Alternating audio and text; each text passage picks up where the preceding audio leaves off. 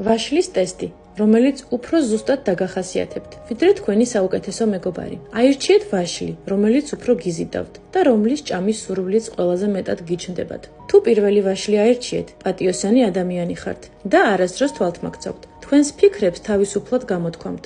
არ თამაშობთ როლებს. ყოველთვის ის ხართ, ვინც ხართ სინამდვილეში. ასეთ ადამიანებს დღეს იშვიათად თუ შეხვდებით. ნებისმიერ ცხოვრებისეულ ჩავარდნას გამოცდილებად აქცევთ. ფეხზე დგებით და სულას განაგრძობთ. ცხოვრებაში უბრალოებას ესწრაფვით. მეორე ვაშლი. თქვენ ძალიან ენერგიული, თავგადასავლების მაძიებელი. თქვენ ხართ ექსპრესიული, დინამიური, ძნელად პროგნოზირებადი. მოკლედ რომ ვთქვათ, შემოქმედებითი ნატურა ხართ.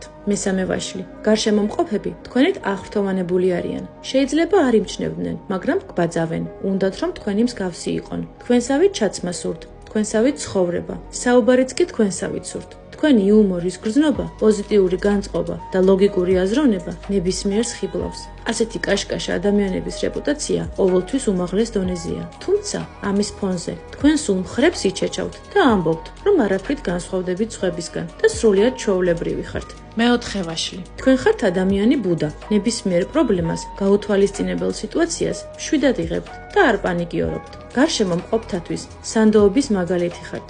ღალატი ახლოსაც არ არის თქვენს ბუნებასთან და ყველაზე მთავარი, რაც თქვენ მიმართ ადამიანების სიმპათიას და ნდობას იწვევს, არის ის, რომ თქვენ იცით მოსმენა და არა გაუთავებელი ლაპარაკი საკუთარ თავზე. მეხუთე ვაშლი. თქვენი თითოეული დღე სავსე და ნაყოფიერია. რაიმე სახის ძალისხმევა არ გჭირდებათ იმისთვის, რომ თქვენს ცხოვრებაში თავგადასავლები და საინტერესო ამბები მოიხმოთ. ისინი თავად მოდიან თქვენთან. საიდუმლო იმაშია, რომ ცხოვრებისგან მაქსიმუმს იღებთ.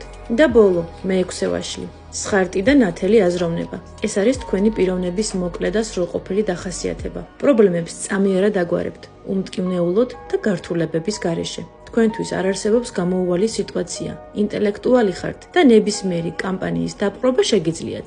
უნდა აღვნიშნო, რომ კარგად ხედავთ ზღვარს ადეკვატურობასა და გადაჭარბებას შორის. ადვილად იპყრობთ ადამიანის ყურადღებას, მაგრამ ისიც გესმით, როდის უნდა გაჩუმდეთ, რათა ცოტათი მოთოკოთ თქვენში ლიდერის თვისებები.